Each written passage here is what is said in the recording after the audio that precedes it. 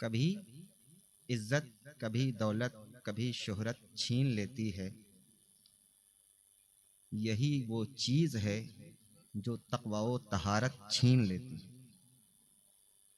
لہذا اہل بیت سے گستاخی نہ کیجو،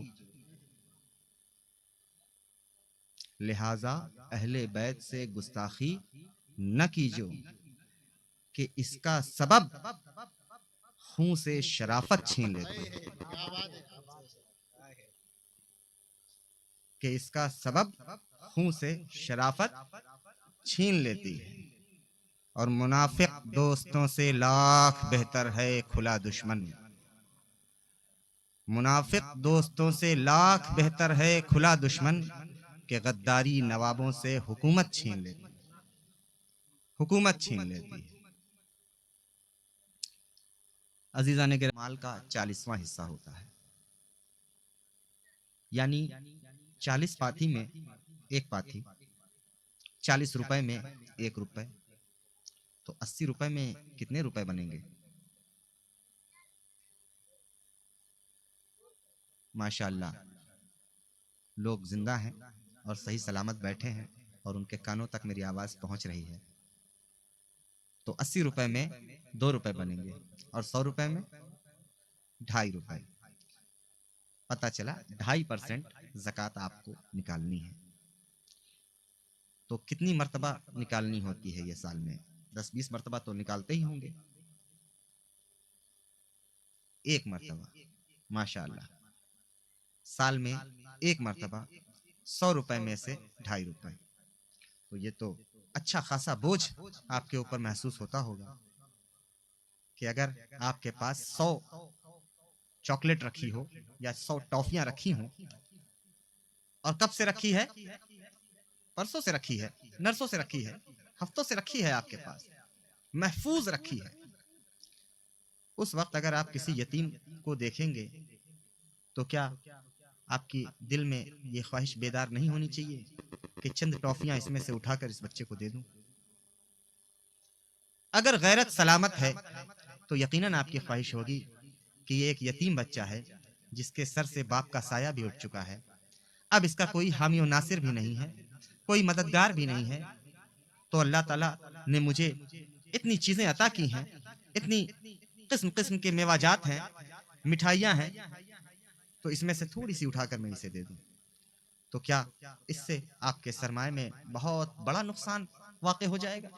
ہرگز ایسا نہیں، ہرگز ایسا نہیں، بلکہ اس کے ذریعے سے آپ کو برکت حاصل ہے، اس کے تھرو آپ کو برکت ملے گی، لیکن اس برکت کو حاصل کرنے کے لیے ضروری یہ ہے کہ آپ سچوں کے ساتھ ہو جائیے۔ اگر آپ سچوں کے ساتھ نہیں رہیں گے، اگر آپ سچوں کی معیت حاصل نہیں کریں گے تو قسم خدا کی پوری زندگی گزر جائے گی، لیکن آپ کو یہ توفیق نہیں ہوگی کہ آپ کے دل میں یہ خیال پیدا ہو کہ آپ کو کسی غریب کا خیال کرنا ہے اور آپ کو کسی یتیم کا خیال کرنا ہے۔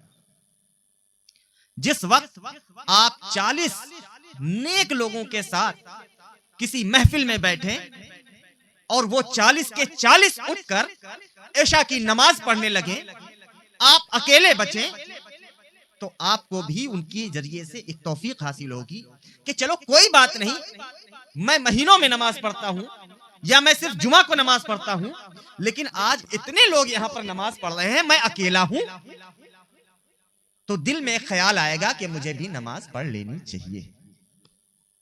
اگر ایمان سلامت ہے تو یقیناً یہ خیال آئے۔ کس کی وجہ سے آیا؟ نماز کے وقت آ جانے کی وجہ سے آیا۔ اگر ایسا ہوتا تو عشاء کی نماز پڑھ کے آتے۔ کس کی وجہ سے خیال آیا؟ آج اس عمر کو پہنچ گئے ہو کہ یکا یک آج میرا 32واں سال، 7واں مہینہ، 15واں دن گزر گیا ہے، تو میں نے تو پہلے ہی سے سوچ رکھا تھا کہ اتنے دن بعد مجھے نماز ایک پڑھنی ہے، سو میں نے پڑھ لی۔ کیا یہ وجہ ہے؟ نہیں، یہ بھی وجہ نہیں، وجہ صرف اور صرف معیت ہے، سچوں کا ساتھ، نیکوکاروں کا ساتھ۔ اور میرے آقا صلی اللہ علیہ وسلم نے بھی فرمایا کہ سچوں کا ساتھ کرو، اور فرمایا لا یأکل طعامک الا التقی، تم اپنا کھانا جس وقت کھلاتے ہو تو تمہیں خیال یہ کرنا چاہیے کہ تم انہیں کھانا کھلاؤ جو اللہ سے ڈرنے والے ہیں۔ جس وقت تم اپنی دعوتیں بانٹتے ہو تمہیں خیال یہ کرنا چاہیے کہ تم اپنی دعوتوں میں پہلا نمبر ان کا لگاؤ جو اللہ سے ڈرنے والے ہیں۔ یہاں بات علماء کی نہیں ہو رہی ہے اور یہاں بات عوام کی نہیں ہو رہی ہے، بات ان حضرات کی ہو رہی ہے جو اللہ سے ڈرنے والے ہیں۔ اتقوا اللہ کے مصداق جو حضرات ہیں ان کے لیے آگے کی لائن آپ کو بتاتی ہے کہ کونوا مع الصادقین، وہی سچے ہیں لہٰذا ان کے ساتھ ہو جائیں، ان کے ساتھ ہو جائیں۔ ان کے ساتھ جب ہو جائیں گے، 40 نیک لوگوں کے ساتھ اگر آپ رہیں گے، آپ کا اٹھنا بیٹھنا سونا پڑھنا نیک لوگوں کے ساتھ اگر ہوگا، اچھے لوگوں کے ساتھ اگر ہوگا، تو ظاہر سی بات ہے کہ آپ بھی نیک بنیں گے یا نہیں بنیں گے؟ بولیے، بنیں گے یا نہیں بنیں گے؟ بنیں گے۔ لہٰذا نیکوں کی صحبت اختیار کرنی چاہیے۔ اور جو حضرات خود میں یہ اہلیت رکھتے ہیں کہ اگر وہ کسی کا ہاتھ پکڑ کے بازار لے جا سکتے ہیں، اگر وہ کسی کا ہاتھ پکڑ کے کسی کے دعوت میں لے جا سکتے ہیں، اگر وہ کسی کا ہاتھ پکڑ کے کسی سفر پہ لے جا سکتے ہیں، تو انہیں بھی چاہیے کہ وہ کسی ایسے شخص کو پکڑیں جو اعلانیہ گناہگار ہو، اس کا ہاتھ پکڑیں اور اسے مسجد تک پہنچانے کی کوشش کریں۔ اگر وہ یہ کام کریں گے تو انہیں اس کا اجر ملے گا۔ اور جو شخص یہ جانتا ہے کہ میں نے اپنی زندگی میں اتنے گناہ کر رکھے ہیں، جیسے ہم ہیں بخوبی جانتے ہیں کہ ہم بہت گناہگار ہیں، بدکار ہیں، سیاہکار ہیں، لیکن غدار نہیں ہیں، بہرحال نبی کے عاشق ہیں اور وفادار ہیں۔ تو مجھے چاہیے کہ میں نیک لوگوں کی صحبت اختیار کروں،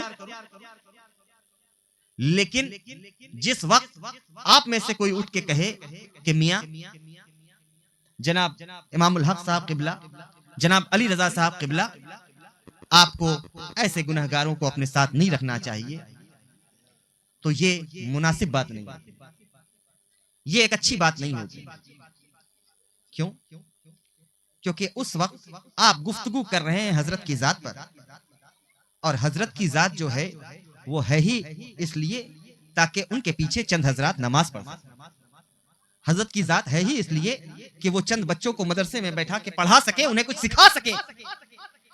تو پھر یہ تخصیص نہیں رہے گی کہ یہ صرف بچوں کو سکھائیں اور اپنے مقتدیوں کو نہ سکھائیں۔ آپ اس بات پر گفتگو نہیں کر سکتے، اور آپ کو یہ گفتگو نہیں کرنی چاہیے کہ آپ جناب فلاں صاحب کو اپنے ساتھ نہ رکھیں، جناب فلاں صاحب کو اپنے ساتھ نہ رکھیں، یہ نہیں کرنا چاہیے۔ انہیں بخوبی پتا ہے کہ ایک شخص اعلانیہ گناہ کرتا ہے، معصیت کرتا ہے، تو ان کی ذمہ داری یہ ہے کہ یہ اس پر محنت کرے۔ وہ 10 بار گناہ کرے، 20 بار گناہ کرے، ساری زندگی گناہ کرے، انہیں چاہیے کہ یہ بار بار اس کے پاس دین پہنچائیں، اس پر دین کی تبلیغ کریں۔ ہاں، جب حجت تمام ہو جائے پھر اس کے بعد یہ بھی یہی کہیں گے وما علینا الا البلاغ، وما علینا الا البلاغ، میرے اوپر جو چیز تھی وہ میں نے اگلے تک پہنچانے کی پوری کوشش کی، اب اس کے اوپر ہے اس نے کتنا سیکھا اور کتنا نہیں۔ حضرت کعب بن مالک، میں نے جو آیت پڑھی یا ایھا الذین آمنوا اتقوا اللہ وکونوا مع الصادقین، ان صحابہ کے حق میں نازل ہوئی جو غزوہ تبوک میں پیچھے رہ گئے، اور ایک بہت لمبی حدیث، کتاب کا نام ریاض الصالحین ہے، اس میں موجود تقریباً 3 سے 4 صفحے کی وہ حدیث ہے، لیکن شارٹ میں یہ سمجھیں کہ گناہ صرف ان کا اتنا تھا، خطا صرف ان کی اتنی تھی کہ وہ غزوہ تبوک میں حاضر نہ ہو سکے، اور خود کہتے ہیں، خود روایت کرتے ہیں اور خود کہتے ہیں کہ جس وقت وہ لشکر نکلنے کو تھا میرے آقا صلی اللہ علیہ وسلم کے ساتھ، میں نے سوچا ابھی تو دن باقی ہیں، میں تیاریاں کر لوں گا، ابھی تو دن باقی ہیں، میں تیاریاں کر لوں گا، کجاوے تیار کر لوں گا، ابھی وقت ہے، میں زین چڑھا لوں گا، ابھی وقت ہے، لگام کر لوں گا، ابھی وقت ہے۔ بس ذرا سی مہلت اور شیطان کے حربے بڑے باری. پھر ہوا یہ کہ صبح لشکر نکلنے کو ہے. سوچا یہ کہ صبح تیاری کر کے صبح نکل جاؤں گا. لشکر روانہ ہو گیا. توجہ ہے آپ کی یا ختم کر دوں؟ ہے جی. لشکر روانہ ہو گیا تو کیا خواہش ہوئی؟ من میں خیال آیا کہ کوئی بات نہیں، ابھی ذرا ہی دور گیا ہے، تھوڑی دیر چلوں گا، میں لشکر کو پا لوں گا. کیا ہو رہا تھا؟ ٹائم دے رہے. چلو ابھی نہیں، تھوڑی دیر بات کر لیں گے. ابھی نہیں، تھوڑی دیر بات کر لیں گے. اسی کشمکش میں رہ گئے. اور پھر ہوا یہ کہ تبوک جو لشکر گیا تھا میرے آقا صلی اللہ علیہ وسلم کے ساتھ، وہ لشکر تبوک پہنچ بھی گیا. یہ نہ جا سکے. اب تاخیر ہونے کی وجہ سے ایک شرمندگی بھی تھی، ایک شرمندگی تھی. اس شرمندگی کے باعث پھر آگے قدم نہیں اٹھ رہا تھا، یہاں تک کہ وہ لشکر لوٹ آیا. توجہ ہے، وہ لشکر لوٹ آیا. اب جو لوگ رک گئے تھے، جو یہاں رک گئے تھے اور تبوک نہیں گئے تھے، ان سب سے پوچھا گیا. وہ سب اپنی اپنی صفائی لے کر بارگاہ رسالت میں حاضر ہو گئے اور سب نے اپنا عذر پیش کیا. اس میں بھتیرے ایسے تھے جو منافق تھے. انہوں نے کسی نے کوئی عذر پیش کیا. کسی نے کہا میری بیوی بیمار تھی، کسی نے کہا میرے بچہ بیمار تھے، کسی نے کہا میرے گھر میں یہ حالات تھی، اس وجہ سے میں نہیں گیا جنگ پہ. تو جیسا انہوں نے ظاہر کیا اسی کے اکارڈنگ میرے آقا صلی اللہ علیہ وسلم نے فیصلہ بھی دے دیا. یعنی جو منافق تھا وہ منافق ہی رہا، اور جو صحابی تھا وہ صحابی ہی رہا. اس میں ایک نام ہمارے سروں کے تاج حضرت کعب بن مالک رضی اللہ تعالیٰ عنہ کا ہے. بارگاہ رسالت میں حاضر ہوئے اور خود کہتے ہیں کہ میں چاہتا تو بہانے بناتا، میں چاہتا اور میرا دل بڑا کرتا کہ میں آقا سے جھوٹ بولوں، میں حضور سے کوئی ایسی بات کروں جو اصل میں نہیں تھی.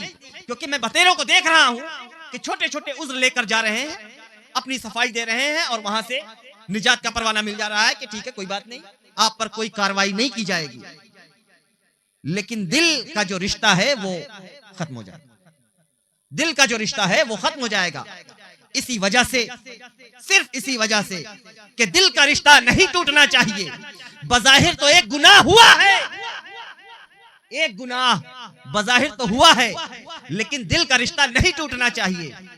اس وجہ سے میرے آقا صلی اللہ علیہ وسلم کی بارگاہ میں وہ حاضر ہو گئے اور کوئی جھوٹ نہیں کہا، کوئی عذر نہیں پیش کیا، بلکہ سچ بیان کیا کہ مجھ سے کوتاہی ہوئی، مجھ سے کوتاہی ہو گئی.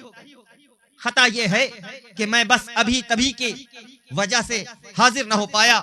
جہاد فرض تھا، جہاد پہ جانا ضروری تھا، آقا کا حکم تھا، وہ حکم عدولی ہوئی ہے، لیکن میرا انٹینشن یہ نہیں تھا. اللہ اکبر. میرے آقا صلی اللہ علیہ وسلم نے آپ کے لیے جو سزا مقرر کی، اس سزا کو نبھایا اور اسے برداشت کیا. اخیر میں ہوا یہ کہ آج بھی پوری دنیا انہیں کوئی وہابی کہہ کے نہیں پکار رہا، بلکہ صحابی کہہ کے، غدار کہہ کے نہیں پکار رہا، وفادار کہہ کے پکار رہا. اس لیے جو تمہارے مابین سچے ہیں ان کے تئیں تمہارا یہ فریضہ بنتا ہے کہ تم ہمیشہ ان کے تئیں سچے بن کے.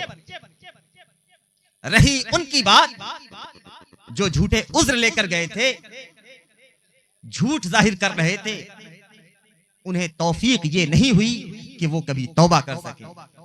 اور صاحب ریاض الصالحین نے اس حدیث کو توبہ کے باب میں بیان کیا. مطلب یہ کہ کسی کو اپنے گناہ سے توبہ کرنا ہے تو وہ توبہ نہیں ہوتی کہ آپ چند لوگوں کے بیچ میں کھڑے ہو جائیں اور آپ نے اعلانیہ کر دیا. بظاہر قضا تو لگ جائے گی، لیکن اس کی بارگاہ میں وہ توبہ قبول نہیں ہوگی. سچے دل سے جس وقت کوئی توبہ کرتا ہے، سچے من سے جس وقت کوئی توبہ کرتا ہے، عرش اعظم اس کی توبہ کی گرمی اور حرارت کی وجہ سے عرش اعظم کانپ جاتا ہے.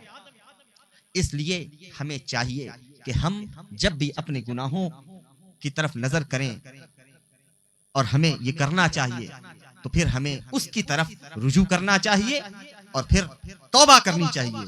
اور اس کی رسی کو مضبوطی سے تھام لینا چاہیے۔